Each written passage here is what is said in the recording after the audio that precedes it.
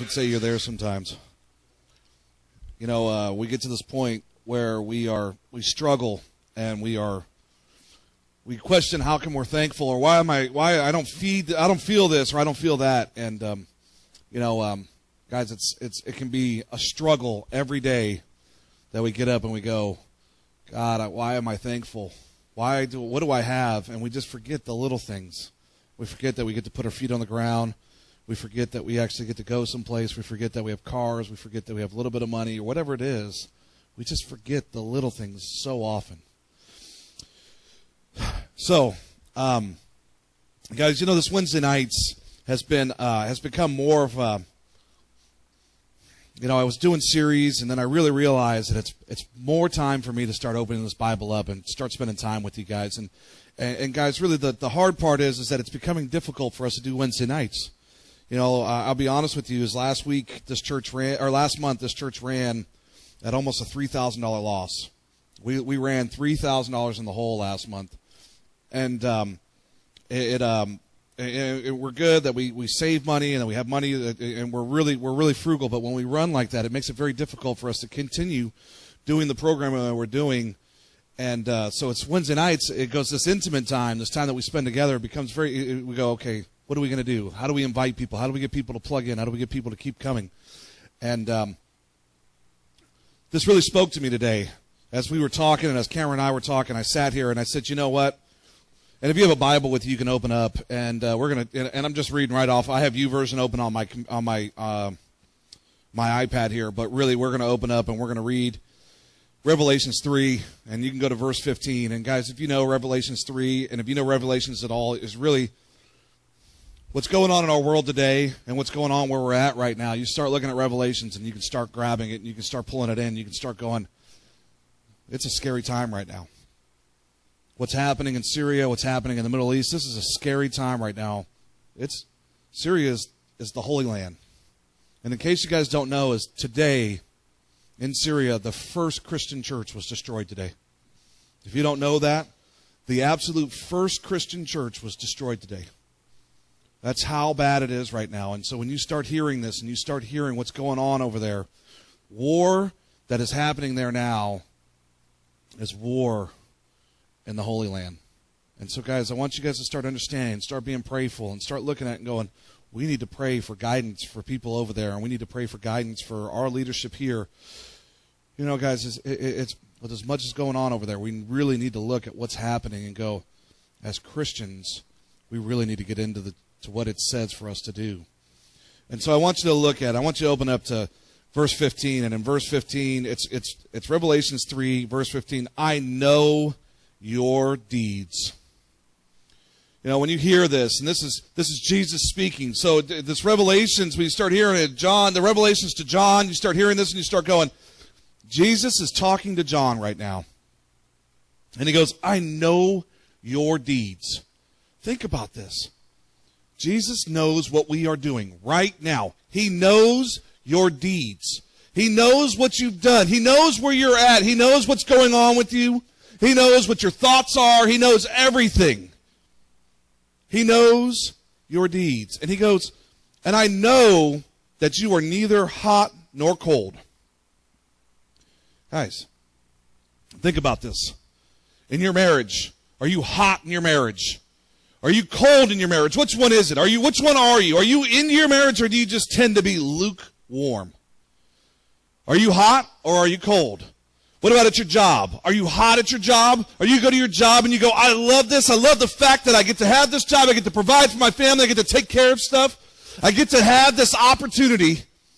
Or do you go there and you're just like, oh, I'm here. I got a job. Or are you cold? You're like, screw this place. Which one are you? Because we all have them. We all have these different things that we have going on at our job. And it tells us right here, he tells us again, he says, I know your deeds. I know that you're neither cold nor hot. I wish you were either one or the other. He tells us, I would prefer you to be cold. I would prefer you to be nothing rather than to be lukewarm. Rather than ride the middle, I would rather you be cold. Because at least that way, I know what to do with you. You start listening to this and you start hearing it and you start going, he would rather me be cold in my faith than be lukewarm? Guys, how many of us right now, you think about it, we are lukewarm in how we act as Christians. And when we start walking, when we start going along, we go, I am lukewarm as a Christian. I come to church on Sundays. I spend time here. I get to enjoy the service. I enjoy the time with everybody. I get my friends. But when I leave out of here, I'm no longer a Christian. It's right back into the language I was talking before. It's right back into doing the same things I was doing before. It's right back into doing everything else. You are lukewarm. And when you hear that, and when you hear the term lukewarm, to us we think, oh, it's good. It's bathing water. You know, it's great. Jesus tells us right here, he goes, so because you are lukewarm, neither hot nor cold, I am about to spit you out of my mouth. He looks at it and goes, either be hot for me and follow me and do what I ask you to do, or get out the way. That's literally what he says. He says, get out the way because I need you to be over on this side. I need you to be hot. I need you to be doing these things for me. I need you to be running the program that I asked you to run. I need you to be going out and doing the job that I asked you to do. I need you to go out and do these things. The problem is that we continue to go, I want to be lukewarm. Well, Jesus already tells us, I'm going to spit you out if you're lukewarm. If you are a lukewarm Christian, which most of us are, you are basically not a Christian at all. If you are a lukewarm Christian, you are not a Christian at all. So what does that mean? What does that mean? What does that change? What does that make we start looking at this and go, what do I need to do? How do I change it? How do I become hot for the God? How do I become that I've got to do everything for him. We need to start looking at the videos that we play here and we start going, I need to be thankful. I need to learn how to appreciate the small things. I need to learn how to start giving back to my community. I need to learn how to start appreciating why things happen. I need to learn, and I need to start believing that God has a plan for me. Can you imagine what would happen if you stopped being lukewarm in everything you did? Just take it and go back home and go, you know what, if I was to stop being lukewarm and taking care of my family, what would happen? If I was to stop being lukewarm at my job, what would happen?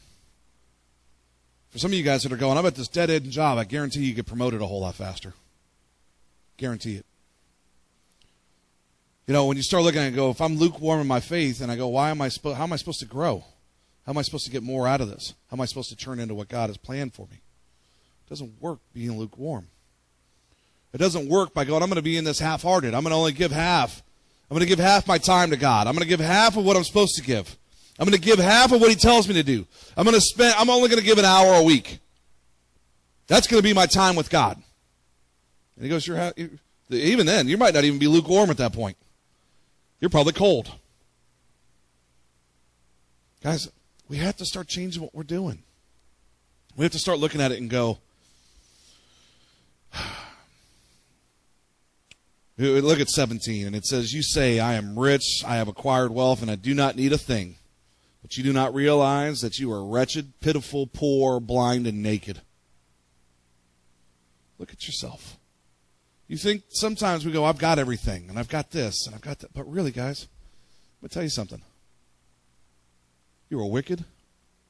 You are poor. You are naked. You are sitting on the sidelines, and you're going, why is it that I feel so empty? You feel empty because you've stopped giving Jesus everything. Everything. The burdens, the praises, the cares, everything. What is it that we've done? Where is it that we're at? What is it that we're planning on doing? And why is it that we continue to do the same things over and over and over again, knowing where it leads us? Let's go back to 15. It says, I know your deeds. He knows what we do. He knows what we think. He knows where we're at. And he goes, you start getting into the Bible, and he goes, cast your burdens onto me. I give you strength. You can do all things through me. All things. What is it that we are still going, I can do on my own? I got this. And he tells us, I know your deeds, but I've given you strength. I've told you to cast your burdens onto me. I cast your worries onto me. I give you the power to do all things through me. Philippians 4:6. I give you the strength. Where are you at? What are you doing? Where is it that you ride along and you go, I can do it on my own, I can continue to do it? Now, guys, let's start plugging this in and start acting. How do I change? How do I start becoming better? How do I start doing the things that I'm supposed to do? How do I start? So, everybody knows what it's like to go to the gym once a week. You go to the gym once a week, you get really sore, but you never see any progress. You never see anything change. You don't lose any weight. Nothing happens. All you're doing is you're just going there and then you're in pain for 4 days. Ow, my back hurts. My legs hurt. All this goes on. Nothing changes. You don't change in weight. You don't change anything. You just look funny going to the gym once a week. That's what happens. That's exactly how it is in our Christian walk. When you go and you only go, I'm going to go once a week. I'm never going to get into the Bible. I'm never going to do any of this stuff. All of a sudden, you become just like the person who goes to the gym once a week. Yeah, it gets a little painful for the first couple of days, but when after that, it doesn't matter anymore. My back doesn't hurt. I'm good to continue sinning.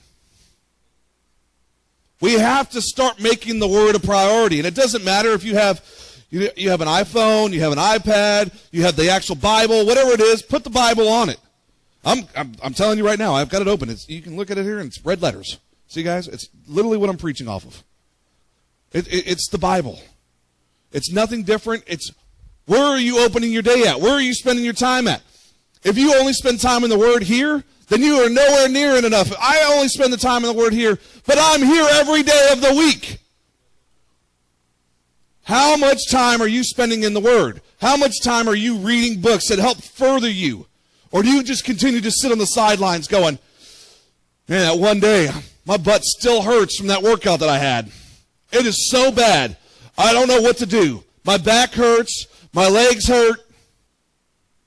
It's not working. It's not changing anything if you don't start diving in. If you don't start feeling pain every day. If you don't start seeing the things inside yourself and you start going, wow, things are starting to change around me. Where is it that you're holding back at? Where is it that you look back and go, why is it that I'm not giving this to God?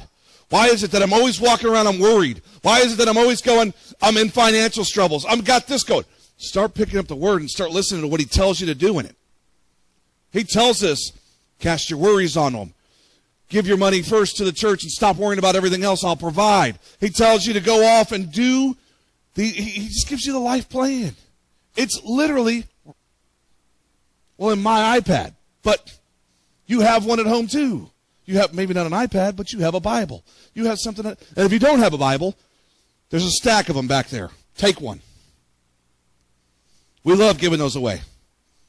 Please take one, beat it up, read it, highlight it, put notes into it, do whatever you need to do to it, turn it into yours. But if you don't start your day there, and if you don't start looking for basic instruction, guess what you're going to find? You're going to find that your life never changes. You might as well not even go to the gym at all. You might as well not come to church at all. Because all God is going to do is spit you out when you get there. Stop right in the middle of the line. You either need to be in or you need to be out. Which one are you? Where are you at? Are you in or out? If you're in, then get in. If you're in, then get in. If you're not in a group, then get in a group. If you're not going to a Bible study, then get in a Bible study. If you don't have friends here, then you better find some friends real fast. You better get some accountability people. You need people that you can reach out to and go, I know you know more about the Bible than I do. I need to talk to you. I have a question. This is what it said here. Help me get through this. You need somebody that you can call and go, I'll be right there. Most of you guys in here don't have that. Most of you don't have somebody that you can call right now and you know that they'll be there. You know, guys, 6 months ago we had a couple that was here and they were in Sacramento and they thought they had everything together. They called us looking for a ride home. They called the church looking for a ride home because they didn't have any friends. They had exhausted everything else. Guys, where is it that you go? And you go, oh, well, I'll just call the pastor. I'm a busy guy, guys. Let me tell you, I get busy. And sometimes I can't take your calls or your text messages. And sometimes I don't get them until 9 o'clock at night. You know, sometimes I don't find out until 7:30 that somebody's in the hospital. And when that happens, it's good that we have people that you can call and you can go, you know what, hey, this is what's going on. I'm glad you prayed with me.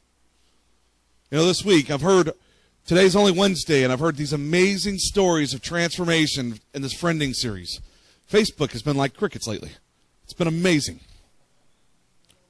No LOL. It's been amazing. It's been like just, it's been great.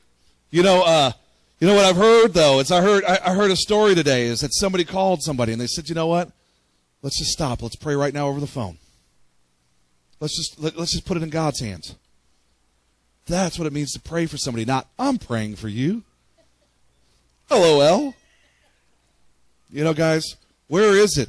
Where are your friends?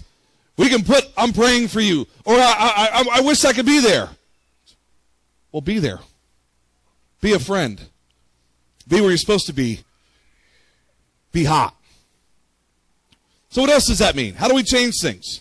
Service opportunities. When they arise, we jump at them. You know, there's a pastor who's in Hawaii, runs the largest church in Hawaii. His name's Wayne Cardero. He wrote a book. It's called Leading on Empty. And he said, you know what? If you are part of this, if you are part of our church and you want to start serving in leadership, guess where you start at? You start in the bathroom. That's where you start at. You want to do anything, you start in the bathroom. Because you know what? You're not going to lead anybody until you know how to be humble, until you know how to start realizing that it's, you know what, I got to start someplace, and I'm going to show people that I can clean. And I'm going to clean those toilets the best I can. Is that what you're doing at your job? Are you cleaning the toilets the best you can?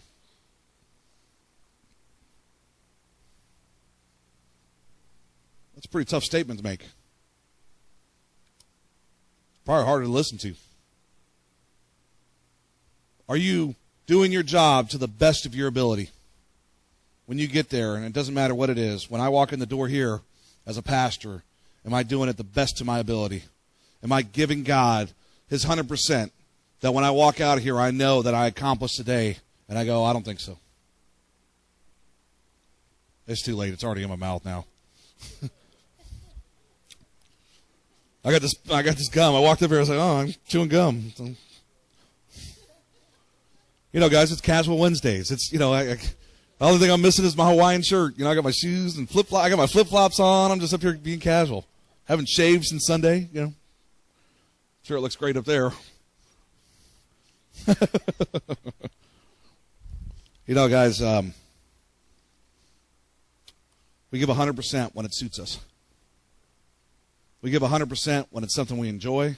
We give 100% when it's our football team, our baseball team. We give 100% when we go there.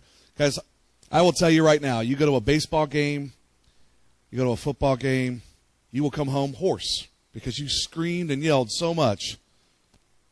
Guess what? The Giants were eliminated yesterday. Stop screaming and yelling so much. Doesn't matter. I will tell you is that during worship, it's like crickets in here. There's two people singing, and they happen to both be up here. I don't hear you. You're not going hoarse. You're not going home screaming and I can't talk. I lost my voice. Where's the passion? Your passion about the Giants, the A's, the 49ers, the Raiders. I don't know. Maybe you're a Seahawks fan. I don't know. He might be watching. That's the reason why I said it. Hello, Ruben. You know, guys, I just tell you is that wherever you're at and whatever you have going on, if you are as passionate with God as you are about these things that you walk away and you go, I'm hoarse, I can't talk. I can't do this. I spend time with God. I spend time in here. I will tell you is that all of a sudden you're going to find that your life is going to change dramatically. So dramatic that you're not going to understand what to do with yourself. You're just going to be like, man, I don't understand why all these blessings are pouring out on me. I don't understand why I got a promotion at work. I don't understand why they're letting me come in. I get to telecommute. I get to go home and work from home. Why? Because I'm such a good employee at work that they trust me at home, that they know I'm going to do my job, even though I'm not in front of them where they can keep a watchful eye on me. Guys, when you start looking at it and you start going, what is if I just dove in and became the best at everything, where I was neither hot nor cold, I was always hot. I was never just lukewarm. I was always in the one position. I was the hot water, and guess what? The water heater never turns off. It just stays hot all the time. What is your life going to change to? Where's it going to go? How is the impact going to be on the people around you? This weekend, it's National Back to Church Sunday, they call it. It's September 15th. We're not participating like all the people are ordering mailers and going door to door and stuff. We're on the list of people. We're on the church list. The reason why we're not participating is because it's you that brings people in here, not us. It's you. So if we want to get people in here, it should be National Back to Church Sunday every week, because you should be so on fire when you walk out of here that you have no option but to talk about it everywhere you go. You should walk out of here going, I've got to talk about God. I've got to talk about what happened at my church. I've got to talk about the worship. I've got to talk about the children's program. I've got to talk about it. If you're not getting that from your church, then you're in the wrong place. So I'm going to tell you that now. If you're not getting that here, then you need to tell us so we can change it, because we think that you're in the right place. But you need to be on fire. You need to walk out of here going, that is my church, and I need to be talking about it, and I need to be explosive about it. If you're at your church because of a commitment, because you think that, this place is going to fail when I'm not here, then you need to move. Because it's failing with you there anyway. It's time to become hot. It's time to dive in. It's time to get into a place where you go, you know what? I'm ready to talk about it. I'm ready to have this explosion of blessings in my life. I do not want God to spit me out when I'm there. And I think that's where most of us are. Because right now we look at it and go, if he was to walk in the door right now, not you, but if God was to walk in the door right now, would he spit you out? Would he just look at you and go, you're nowhere even close near to be hot? Or is he going to look at you and he's going to go, you are my child. Let's go. Let's go have fun. Let's go be part of this glory where the things are all better. Because I think most of us are just, and even me, I'm included in this. I'm not one of these people. Trust me, I'm not standing up here going, I'm so hot, guys. Oh, man, come touch me. I'm on fire. It is here. I'm not doing that at all. I want to get there. I do, but I need your help to get there. I need you to hold me accountable. I need you, when I do something wrong, shoot me an email. If you don't have my email, look on the back of one of these programs. It's on there. Shoot me an email. Spend time with me. Talk to me. Go, this is what I see. This is what I heard. This is what I have going on. This is what I want to talk about. I need you to hold me accountable. So that way we can grow. So that way we become what this church has been destined to be. We're not going to get that if we're all just cold or if we're lukewarm. We all need to be hot and on fire. We need to plug in. We need to find the service opportunities. This Saturday, it shouldn't be just 5 of us that show up and start working on this building. It just can't be that way. It should be a flood, and we should show that this is an outpouring of support. Now, if you have to work, you have to work. If you have something going on, that's okay. But it should be a pouring of support on the building. Our tri-tip feed, you should know that we're doing this to be able to support this building that we want to open. It should be packed in here. It shouldn't be crickets.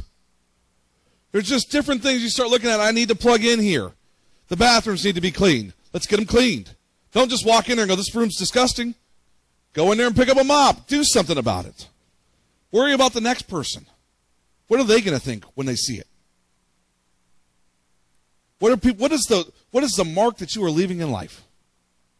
Are you leaving one of a hot person, or are you leaving one of a cold person? Where is it that you're going?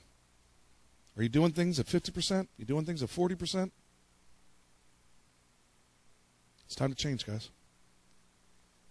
It's time to become hot. It's time to follow what he gives us, just his basic instructions. It's really time to become the church that we're destined to be. It's really what it is. And we want you guys to be on the ride. But we're going to be hot. We're going to be on this side. We're going to be over here, and you guys are going to find that it's going to be, guys, it just the accountability and the growth and just the love, it's going to be there. But we need you to be there as well. We need you to be on that side, and we need you to start getting on fire, and we need you to start being part of this. We need you to start diving in for the different groups. Because, guys, there's no way for us to start a ministry and then go, oh, well, nobody's here. Start supporting what we do. Start showing us that you go, you know what? They are on fire with this community, and I'm going to be there for that. Because right now, we're just all running lukewarm. We're here on Sundays. That's it. We just can't do Sundays anymore. Being a Christian isn't about just being on Sundays. It's a 7-day, 24-hour-a-day thing. 365 days a year. Every day, you're a Christian. Leap year will give you one. Okay, you can take the 29th. It's once every 4 years, but be a Christian all the time. Guys, it's time to dive in. It's time to get hot, and it's time to start doing what, and I'm not just casting vision here, and I'm not just going, hey, look, this is what's going on. But I am telling you is that you are going to start seeing a dramatic shift in how we do church here. You're just going to start seeing this love, and you're going to just start seeing there's a purpose for what we're doing on Sundays. There's a purpose for us to reach this community. And there's a purpose for us to create the church that God told us to create. He said, he told me, and sometimes he speaks to us through books, and sometimes he speaks to us through the Bible, but really I just read this book, and he tells me, why didn't you create the church on earth that I asked you to create? Why are you trying to be every other church? Why are you trying to do what Liberty's doing, or this church is doing, that church? You are the edge. Be the church I asked you to create. Be that church. Stop worrying about what anybody else is doing. And so that's exactly what we're going to do. And we're going to do our thing, and we're going to guide people, but we're going to be on this side of the aisle, and we're going to be hot.